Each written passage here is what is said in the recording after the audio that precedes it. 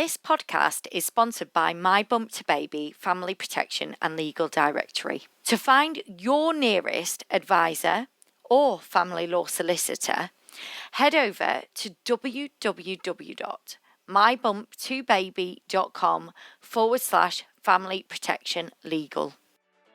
Do you love the idea of being your own boss? What about saving money on childcare because you can actually work flexibly around your family? My Bump to Baby is rapidly expanding, and we are looking for people to run their own pregnancy to preschool hubs in their local area. Full training is provided, ongoing mentor support, fantastic regular team incentives, a bonus scheme, uncapped commission, review products for free, and review days out too. If you are interested in being the My Bump to Baby manager for your local area, email us business@mybumptobaby.com. Limited space available.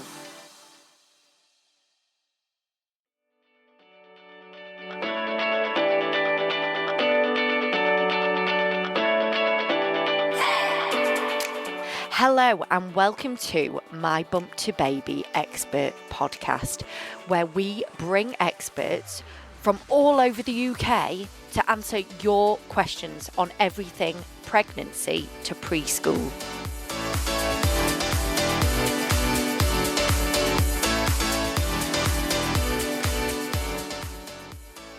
Today I am joined by Gemma Coe, child sleep therapist. And she is going to be talking to us all about the sleep environment and creating the perfect sleep environment for our babies. I hope you enjoyed this episode.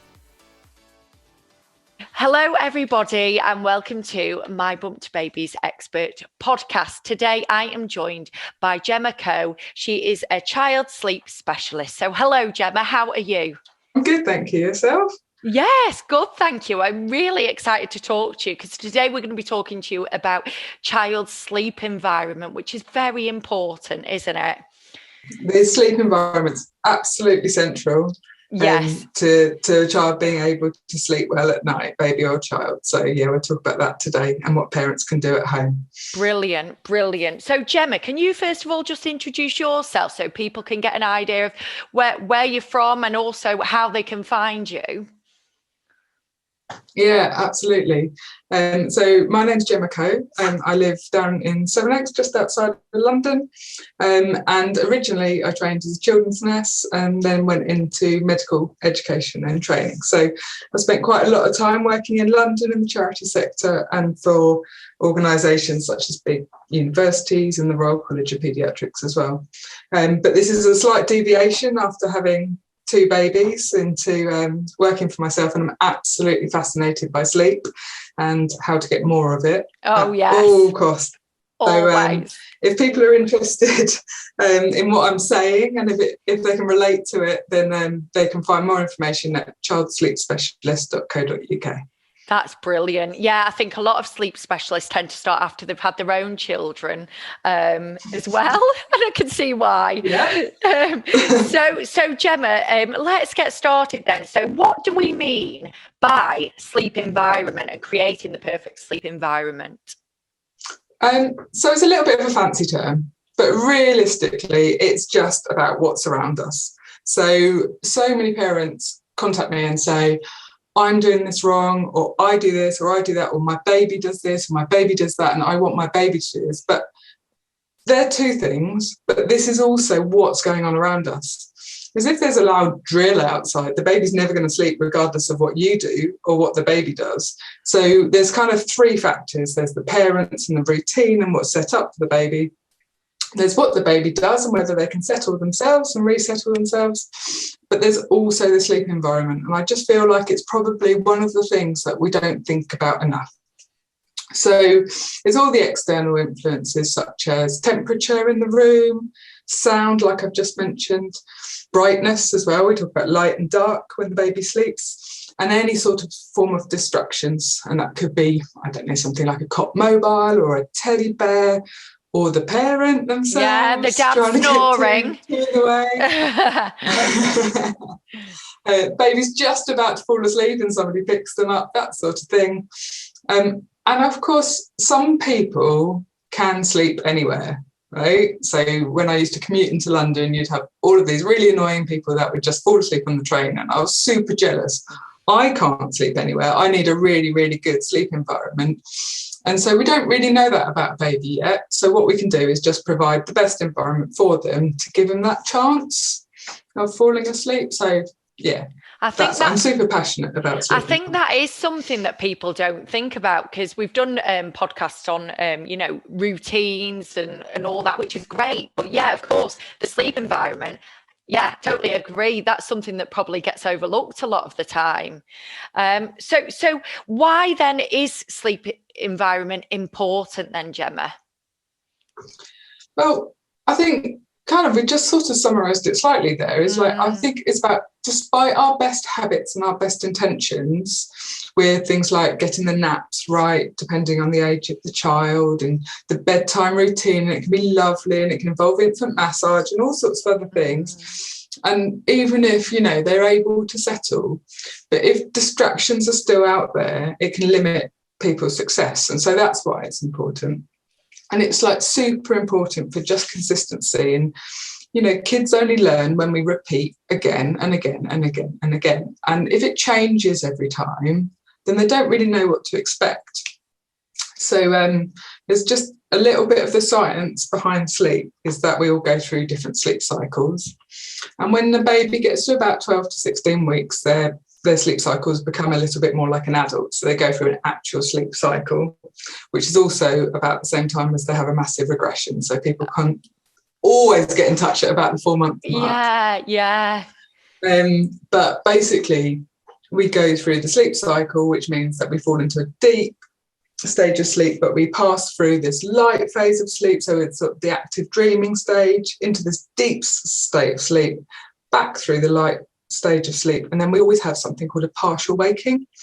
And this is like caveman times, right? So we would wake up, we'd check we're okay, we'd check there's no lions in the den, that sort of thing, and then we'd fall asleep. And it's what we do now. If you fell asleep and you woke up and you noticed a light was on that wasn't before, you would wake up properly and you'd be like, what's going on, right? If that light wasn't on, you'd just drift back off to sleep and you wouldn't even remember you woke up.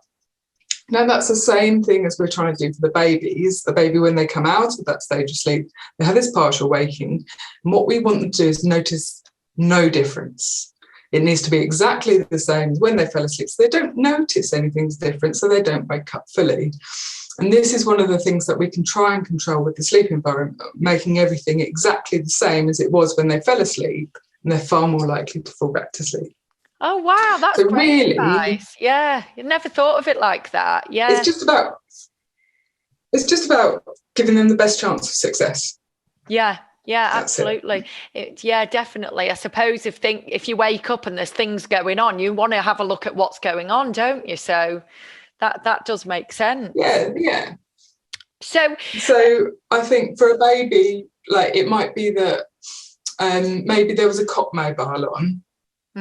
Right, when they fell asleep, and now it's stopped. And lots of these sort of white noise animals that only last for 45 minutes that might be there, that were playing lovely, and now that's stopped. Maybe a parent was rocking them to sleep.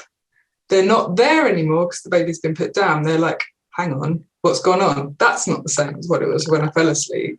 So I'm going to wake up fully, which is why you get babies that wake up 45 minutes on the dot. So that's what we're trying to do here. Right. Okay. So, because a lot of people put these cot mobiles on, don't they? So, yeah, how would you tackle that then, I suppose? Would you have to put that back on each time? Or is it a case of not actually even falling asleep when that's on? Or is that a totally different scenario completely? You just move it to the changing mat. So they've got something to watch and distract them when they're having their bottom changed. And then just try, like, the perfect sleep environment, we'll talk about it later, is the one with nothing.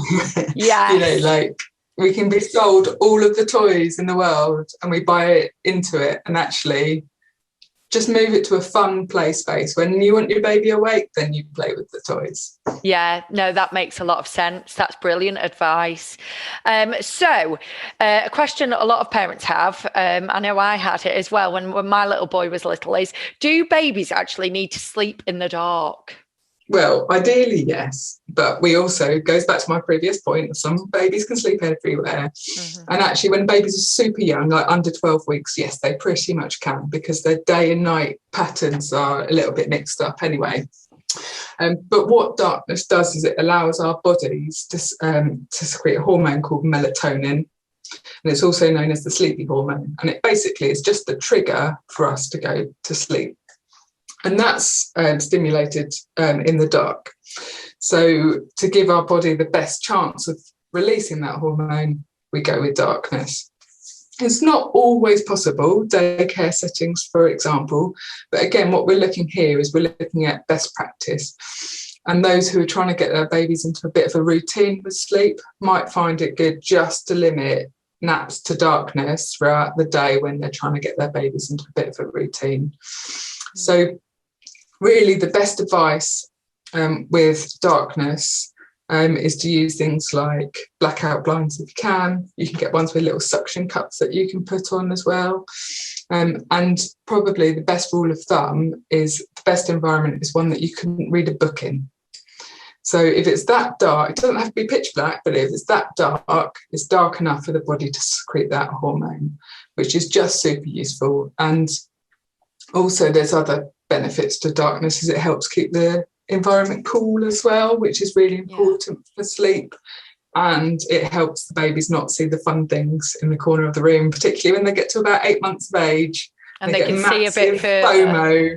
They can see their toys, or they can see maybe the parents staying in the room with them or something like that. And they're like, ooh, that's far more exciting than going to sleep. So it helps limit that as well. So it's not just about melatonin, it's got other advantages too. That makes sense. So for naps then, would you encourage the parents to make the room a bit darker at that point, or would you say that they're a bit different because they're shorter? Yeah, when you can, I would, particularly for the long lunchtime nap, where that's going to stay with the kid until they're about 3 years of age. So you might as well, when you can, get that right. I also, though, I'm not too much of a stickler for it, because especially when people are going through, trying to get their baby to sleep, it can be quite exhausting. And new parents also, like the first or the third nap is a great one for just doing it in the pram, just to get a bit of exercise, have a little bit of a break. It's good for us as well. Yes. So, I'd always try and do the longer lunchtime nap in the darkness, and maybe one other, but, get a bit of exercise when you can. Yeah, and with that, sorry, I'm generating all sorts of questions here with that thought. But with the nap, do you think it's better than not, with a nap, is it better than being away from the bedroom when they are napping? Because otherwise they might wake up and not know whether it's a nap or whether it's actually bedtime and get a bit mixed up with the routines. Is it better to keep them downstairs? Ideally, get them used to their sleep space. So when you walk in the room, it's kind of like a little baby spa. It's like a calm spot, the lights are low, and they just know that room is for sleeping. And again, it's like what I said earlier about routines and consistency, that they know what to expect. So if you put them down in like a fun space and you expect them to sleep, they'd be like, but I was playing here before. So it's all about just getting them used to, that space, that environment. And so, you can kind of control that space as much as you can. That's great. Yeah. Oh, no, brilliant. Thank you. So babies, again, I suppose we've touched on this a little bit, but my next question was, do babies need to sleep in a quiet space? And is white noise good for getting babies to sleep? Because I know a lot of parents like the white noise, and some parents swear by white noise, don't they? Yeah, exactly. And it does come a little bit as to, we are all different, and some babies love being patted to sleep and some babies absolutely hate it. If somebody patted me to sleep, I'd be really upset. Whereas I used to live with someone who loved being stroked. And that would just send her to sleep. Someone straight to her arm, and I'd be like, I couldn't imagine anything worse. So ultimately, we're different. Yes. And some babies can sleep with lots of noise. Particularly, you'll find times, particularly in the first part of the night, where babies can pretty much sleep through anything. Yeah. You could have a little disco in their room, and they would sleep through it. You tried that in the lighter stages of sleep, maybe from about 3 a.m, you've got no hope that baby is going to completely wake up. So there are times that they can sleep through, and there's times that they can't. So like I said, trying to control noises, particularly from about 3 a.m. onwards, is really, really important. So that can just think a little bit wider than just the house. That could include the traffic out on the street, maybe building up the rubbish truck coming along, even the birds singing. Maybe the boiler starts up, and particularly in the winter months, the boiler starts up at about 5 a.m. and the pipes clank. That's enough to wake a baby and keep a baby awake. Or maybe it's, I don't know, mum, dad, whoever, getting ready and doing a shower in the morning before they go to work. So you can't control all of these noises. So what we try and do is mask the noise with a really horrible, slow, consistent noise, which we call white noise. Yes. White noise or pink noise as well is a different type of noise. Oh, wow. But I've not heard of that one. If you like pink, go with pink noise. Oh, yeah. So it's not so much about getting the baby to sleep with white noise, it's about keeping the baby asleep. So like I said earlier about when they have their partial wakings and realise everything's exactly the same, if the white noise is consistent, that's all they can hear and they drop back off.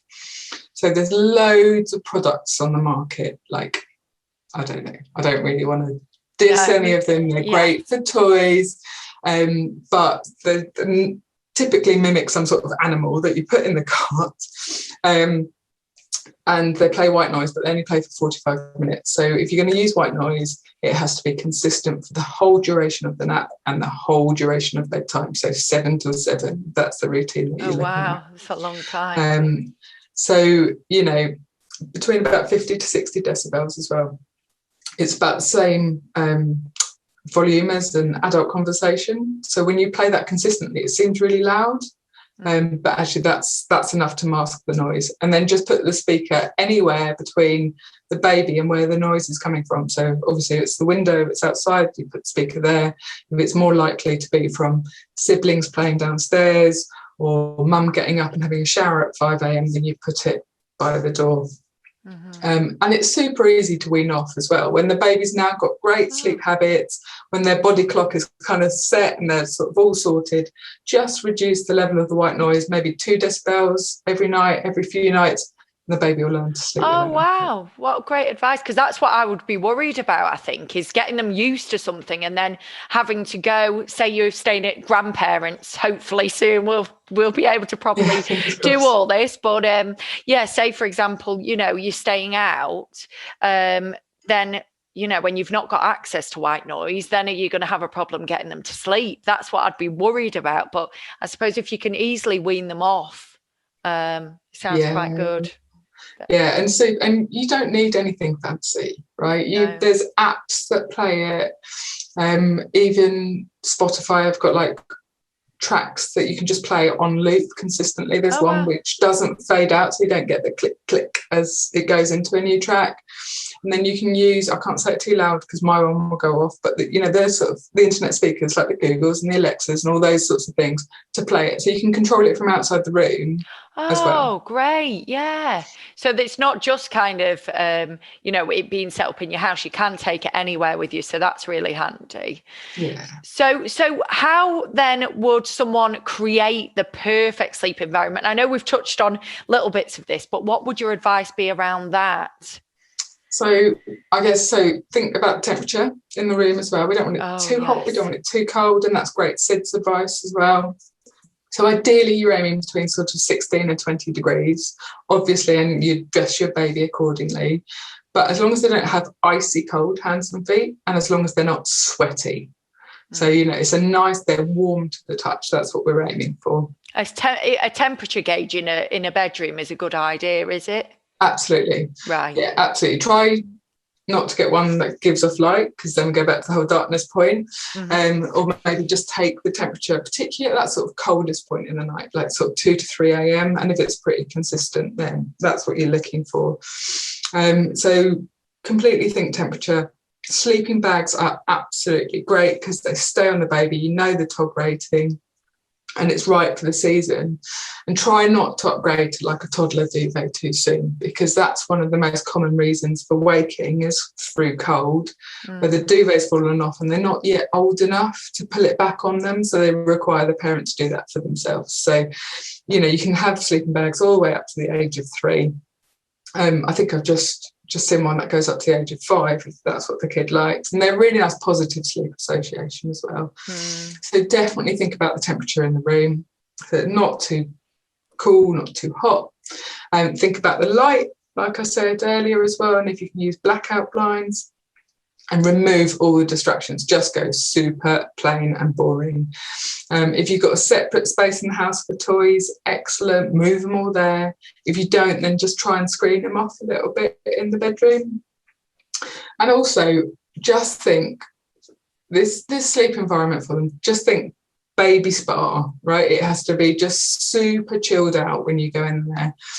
And I know that's sometimes easier said than done. And if you're having a battle with a toddler, maybe the toddler's, you know, refusing bedtime or just trying to get away with it a little bit longer, or if your baby's crying and you're getting really, really worked up, then those emotions can transfer. And so it's just really important just to put them down, make sure they're safe, leave, and then just re-enter that room when you're super calm, and then help settle them again. Like, just, you know, you need to create a really positive sleep space so there's no sort of stress or emotions involved as well. And I think that's really important. So remove anything like that's stressy. And that might include yourself. Yes, I've been there. My son's 5 and he still stresses me out before bedtime. I have to go out for a minute because kids just don't want to go to bed, do they? Not when there's fun stuff to do, won't you? Exactly. See, I'm always ready for bed. So, yeah, it's a bit different when you're an adult, isn't it? Catching up from what you did as a child. Exactly. Yeah. So Gemma, can you now touch on a bit about safe sleep? Because we all talk about safe sleep, but sometimes it's just safe sleep, and we do know little bits, but I think there's a lot to think about when it comes to safe sleep. Yeah, there is. And a lot of it is actually about the sleep environment. So first and foremost, I'd absolutely recommend the Lullaby Trust website. It is super, super awesome. And their information is just so readable and user-friendly. And also the NHS has got great guidance on SIDS as well. Great. But there's sort of safe sleep environment in terms of the sleeping environment, obviously, and I think most people do it now, but it's just a gentle reminder that all babies need to be on their backs for sleep, and there needs to be nothing else in the cot. And so that includes things like the nests as well, that, you know, we kind of get used to using, and the cot bumpers and things like that. And even lots of toys can be A, distracting, and B, is not safe. Kind of the risks reduce when the baby's able to roll away from danger and they've got more strength to sit up or to move stuff themselves, and then sort of gradually the risk goes down and down. But it also includes things like loose blankets if you're trying to cover them up, or if they're wearing too much at night. So there's a few things there to be thinking of. Ideally, they would be on their back for sleep in their cot at all occasions. So, you know, I have got a 12-week-old baby. I know how difficult it is not to fall asleep on the sofa, you know, with a baby when you're absolutely exhausted. But if you're really, really tired, just put the baby down, because it's, you know, it's much safer that baby's in a cot with nothing else around them than with you on the sofa. The other thing which we have touched on is just making sure that the baby's not too hot and cold. So we're aiming for about 16 to 20 degrees where they are. Day and night, is that, Gemma? Day and night, absolutely, yeah. So no icy cold hands or sweaty babies. We don't like sweaty babies. Mm-hmm. And so you can also control what they're wearing for the temperature as well. And online you can see some really great sort of infographics about what the temperature is and what the baby should be wearing in terms of the sleep suit and the level of the TOG as well. So there's some really good information out there. And I think they're the main things really with safe sleeping in the room environment, just keeping it clear, keeping it nice, warm temperature, and just removing all those sort of distractions. So it's not just that it distracts them from sleeping, it's that also it can be dangerous. I have heard, I know of a few mums actually in our group that use a sock. I don't know whether you've heard of these, but it's a sock that they get their baby to wear when they're first born that kind of sets off an alarm if there is anything. Are they something that you have spoken to anyone about, or do you know a bit more about those or anything? Yeah, and like lots of parents, particularly if they've had their babies in special care for a while, they're quite keen to use them as well. Yeah. And they can be really, really helpful, especially if there's sort of causes and reasons for concern over your baby. But I think it's also important that we sleep as well as the baby. So what we don't want to do is use the products to almost put us in a state of constant worry and constant anxiety, because actually if you follow the guidance, your baby will be as safe as your baby will be. And what we don't want to do is sort of overanalyze and overthink things. So it's like when I'm trying to wean my parents off of, they've been, I don't know, their baby's been waking 8 times at night, and now they're in a room watching the video monitor waiting for their baby to wake. Yeah. Like, you have got to chill a little bit and just let your baby sleep. They'll do what they'll do as long as you've done everything you can do to make it safe. Don't worry too much. And so, the socks are better than the mats that used to go under the cot, because the baby would roll off, the alarms would go off, everyone would be in panic. But I think why you're using those. If it's a medical condition, I really get it. But yeah, what's your own level of stress and worry about it?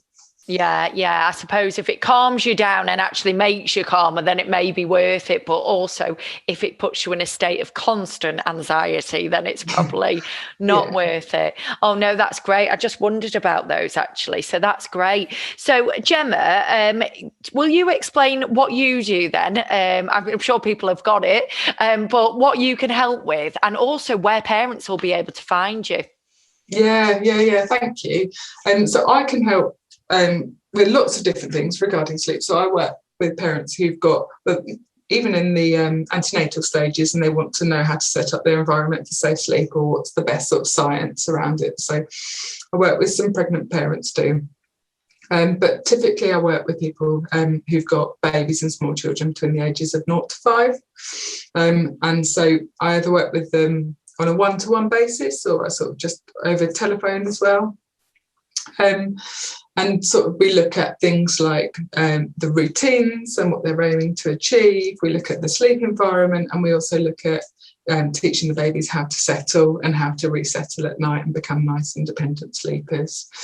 And so what's so important for me is having this really nice long conversation with parents first, to understand about them, what their sleep goals are and the temperament of the baby, because every single plan I do for parents is completely unique, because, it's not one size fits all. Everyone's got different goals. Every baby is completely different. Some babies will sleep everywhere, and I will not ever speak to those parents, and that's absolutely fine, because their baby is just somebody who'll sleep everywhere. But quite a lot of parents contact me, particularly mums if they're returning to work. And, it was absolutely fine to wake up 3 times and do feeds, for the first 9 months. But actually now I'm exhausted. I'm totally exhausted. And I need, I'm happy with 1 feed. But how do you so we work with parents' goals. And also sometimes I have to tell them what's realistic. Yeah, exactly. So what age would you start working with parents then from? If there's, obviously it's normal for babies to wake up as well for food, but what age would you say to get in touch with you from? And also, do you help with toddlers as well then, I'm guessing? Yeah, up to the age of 5. 5, right. And I work with all ages.